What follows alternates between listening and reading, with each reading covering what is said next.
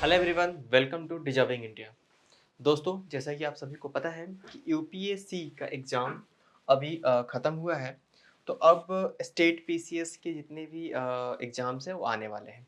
चाहे अगर मैं आपसे बात करूं बीपीएससी, जिसका नोटिफिकेशन आ गया है, बिहार पब्लिक सर्विस कमीशन का। इसी के साथ साथ यूपी पीसीएस, इसका भी डेट आपके पास है, अक्टूबर महीने में ड्यू है। ये एंड ऑफ अगस्त अभी बोला गया है, 30 ऑफ अगस्त को।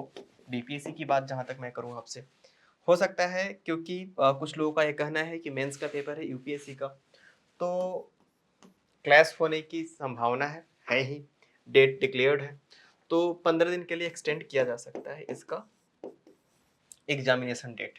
तो अगस्त के एंड में या फिर सितंबर के सेकेंड और फर्स्ट वीक में होने की संभावना है बीपीएससी। अभी आपको पता है कि पंजाब पीसीएस डेट नहीं आया है, कभी भी आ सकता है इसका डेट। एचएएस जो 2025 का हिमाचल एडमिनिस्ट्रेटिव सर्विस का जो एग्जामिनेशन होना है, अभी तक नोटिफिकेशन नहीं आया है। फरवरी के महीने में इसका नोटिफिकेशन जनरली मतलब एग्जामिनेशन हो जाया करता था जनरली, लेकिन अभी हम अप्रैल के महीने में आ गए हैं, अभी तक नोटिफिकेशन नहीं आया है। तो कुछ लोग ऐसा बता रहे हैं, बहुत सारे मीडिया आउटलेट से बात सामने आई है कि हो सकता है कि हरियाणा एडमिनिस्ट्रेटिव सर्विस का जो पेपर है वो इस साल के एंड में ले लिया जाए एचएएस के द्वारा। इसी के साथ साथ उत्तराखंड का जो पीसीएस है, यूके पीसीएस, इसके भी फॉर्म्स भरे जा चुके हैं। कभी भी एग्जामिनेशन डेट की संभावना आ सकती है। तो अभी अगर आप देखेंगे तो एक बात आप लोगों को क्लियर हो जाएगा कि जितने भी एग्जामिनेशन है, सभी के सभी एग्जामिनेशन अगस्त से लेकर नवंबर मंथ के बीच में है। तो कुल मिला के आपके पास लगभग 100 से लेकर 150 दिन का समय है प्रिपरेशन करने के लिए, जिसमें जो सबसे इम्पोर्टेंट फैक्टर होता है वो होता है करंट अफेयर्स का। इसमें करंट अफेयर्स काफ़ी इंपॉर्टेंट होता है। तो अभी एक छोटी वीडियो सीरीज के माध्यम से ये सारे करंट अफेयर्स को मैं आपके सामने रिवाइज कराऊंगा। तो अभी हम देख पा रहे हैं अगस्त महीने के जो 2024 का जो करंट अफेयर्स है उसको हम रिवीजन करेंगे। पहला टॉपिक है डिजिटल एग्रीकल्चर मिशन। अब देखिए, इस तरह का मिशन काफ़ी इंपॉर्टेंट हो जाता है क्योंकि यहाँ से क्वेश्चन पूछा जाता है। अप्रूव किया गया है लगभग 3000 करोड़ रुपया, ये इंपॉर्टेंट नहीं है। इंपॉर्टेंट क्या है, इसके फीचर्स क्या है। की फीचर्स में क्वेश्चन पूछ लिया जाता है। तो इसमें कृषि डिसीजन सपोर्ट सिस्टम को अपनाया जाएगा और agri stack, farmers registry, geo mapping और क्रॉप रजिस्ट्री, ये सारे जो फैसिलिटीज़ हैं इसके जरिए दिए जाएंगे किसानों को। इसी के साथ साथ सॉइल प्रोफाइलिंग भी कराया जाएगा।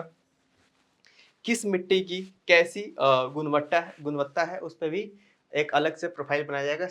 उस स्टेट में या फिर उस पार्टिकुलर डिस्ट्रिक्ट में कितने कैटेगरी का सॉइल है उसको उसकी अलग से प्रोफाइलिंग की जाएगी। ये काफ़ी इंपॉर्टेंट टॉपिक है, चर्चा में था और ये पूछा जा सकता है।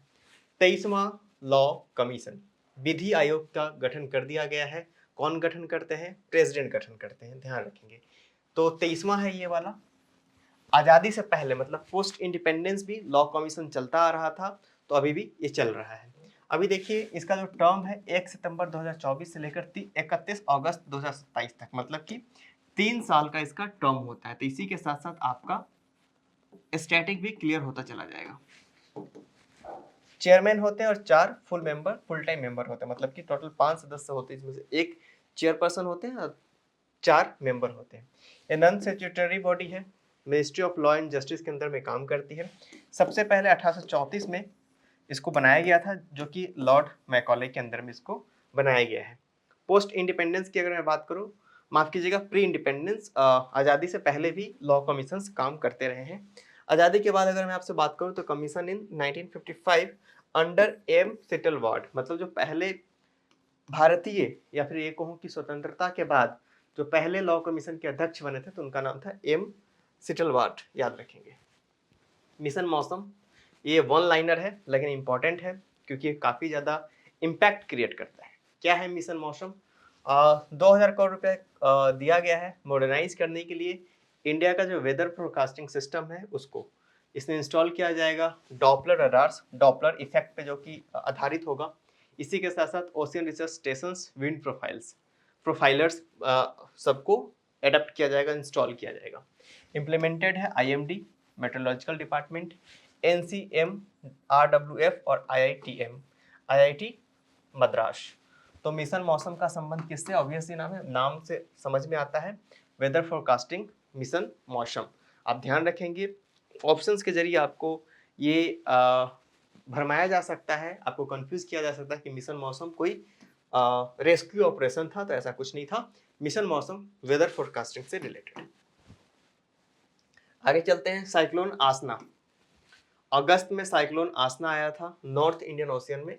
1981 के बाद पहला साइक्लोन देखने को मिला है नॉर्थ इंडियन ओशियन में। ओरिजिनेट कहाँ हुआ था? गुजरात के लैंडमास पे।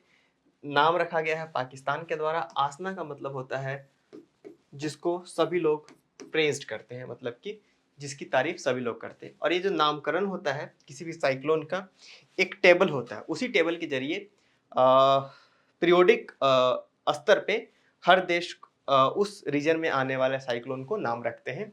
तो पीरियोडिकली इस बार पाकिस्तान का चांस था, तो उसने इसका नाम आसना रखा है। प्रोजेक्ट स्ट्रॉबेरी इंपॉर्टेंट है। ओपन AI, आप इसके बारे में जानते होंगे, बहुत लोग इसका इस्तेमाल करते हैं। चैट GPT ओपन AI का ही एक प्रोडक्ट है,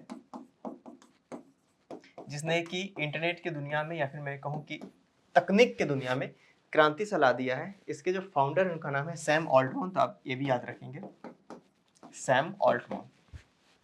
इसके द्वारा एक प्रोजेक्ट चलाया गया जिसका नाम रखा गया project strawberry. Q star project का सक्सेसर होगा ये। पावर्स एडवांस्ड चैट GPT 5 के तहत इसको इसमें तकनीक को इंटीग्रेट किया जाएगा। जनरेट करेगा synthetic data to reduce biases and improve performance. तो जो ऑब्वियस सी बात है, कोई प्रोग्रामिंग करेगा, कोई इसको कोड करेगा, तो उसके अपने बायसेस होंगे, उसको ये इग्नोर करेगा और अपने परफॉर्मेंस को इम्प्रूव करेगा प्रोजेक्ट स्ट्रॉबेरी के जरिए। फोकस है लॉन्ग टर्म रीजनिंग और प्लानिंग के तहत।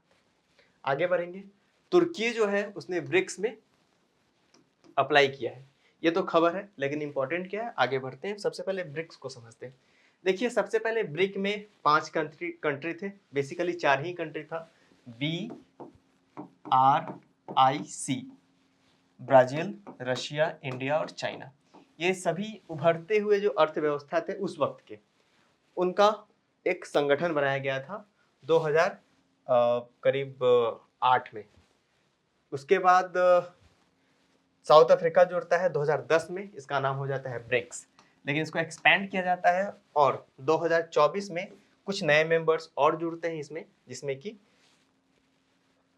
1 जनवरी 2024 को Egypt, Ethiopia, Iran, Saudi Arabia और यूनाइटेड अरब एमिरेट्स, ये कुछ देश हैं जो कि जुड़ते हैं ब्रिक्स में। और अब ब्रिक्स देशों की कुल संख्या कितनी हो गई है? 10।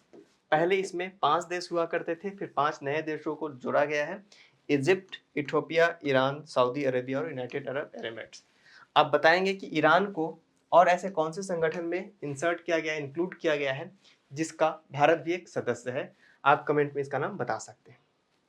चलिए, तो अभी इंपॉर्टेंट क्या हो गया है? इंपॉर्टेंट ये हो गया है कि टर्की जो है वो बोलता है, इसका पूरा नाम तुर्की है, इसने अपना नाम बदल दिया है। अर्दगन इसके प्रेसिडेंट हैं, उसने बोला है कि हमें भी ब्रिक्स का मेंबर बनाना, इसने भी अप्लाई किया है। अभी 10 लोग हैं, जिसमें कि टोटल 45% ऑफ ग्लोबल पॉपुलेशन में से, मतलब टोटल पॉपुलेशन का 45% जो पॉपुलेशन है वो ब्रिक्स देशों में आता है। तो टर्की जो अप्लाई कर रहा है, इसके पीछे अपना एक जियोपॉलिटिक्स है। इसके जरिए चाइना इंडिया को काउंटर करना चाहता है। और आपको पता ही है, अभी जो झड़प हुई थी ऑपरेशन सिंदूर के बाद भारत और पाकिस्तान के बीच, उसमें तुर्की और चाइना 2 ऐसे देश थे जो कि खुलकर सामने आए थे पाकिस्तान के समर्थन में। और जो अर्दगॉन है, उनका एक महत्वाकांक्षा है, ये बहुत दिनों से महत्वाकांक्षा है, जैसे कि उन्होंने आर्टिकल 370 के एब्रोगेशन के बाद भी उन्होंने बहुत हल्ला मचाया था। वो चाहते हैं कि मुस्लिम वर्ल्ड में एक अलग लीडरशिप क्रिएट करना। अभी देखिए, अभी के समय में मुस्लिम वर्ल्ड में सऊदी अरेबिया की लीडरशिप है। सऊदी अरेबिया चूंकि सबसे अमीर देश है, अगर मैं मुस्लिम देश की बात करूँ तो जितने भी 56 कंट्रीज हैं OIC के अंडर में, और सऊदी अरेबिया सुन्नी देशों का प्रतिनिधित्व करता है। इसी के साथ साथ सिया जो कंट्रीज है उसको ईरान लीडरशिप उसको प्रोवाइड करता है। तुर्की ये चाह रहा है कि जो ऐसे देश हैं, ना कि सऊदी अरेबिया के ब्लॉक में है, ना ही ईरान के ब्लॉक में है, उसको अपने साथ जोड़ने की कोशिश है। तो उसने एक ट्रायो भी बनाया था, टर्की, पाकिस्तान और मलेशिया के साथ, लेकिन वो चल नहीं पाया क्योंकि सऊदी अरब ने मना कर दिया पाकिस्तान को कि आप नहीं जाएंगे, और ओआईसी, जिसमें ज़्यादातर जो दादागिरी है वो सऊदी अरेबिया का है, और सऊदी अरबिया अभी के टाइम पे यूएसए का बहुत ही स्ट्रॉन्ग एलाई है। अभी आपने देखा होगा कि डोनाल्ड ट्रंप गए थे सऊदी अरेबिया के दौरे पर, बहुत से उन्होंने अरेबियन कंट्रीज के दौरा किया, कतर से उन्होंने तो फ्लाइट ही गिफ्ट में ले लिया। खैर, तो यूएसए के बहुत ही स्ट्रॉन्ग एलाई है अभी के टाइम पे। तो टर्की की ये कोशिश है कि किसी भी तरीके से अपना इन्फ्लुएंस बढ़ाया जाए। इसी चक्कर में उसने भारत के साथ थोड़ी बहुत, अगर मैं कहूँ कि नेगेटिव इन्फ्लुएंस भी हो गया इस टकराव में।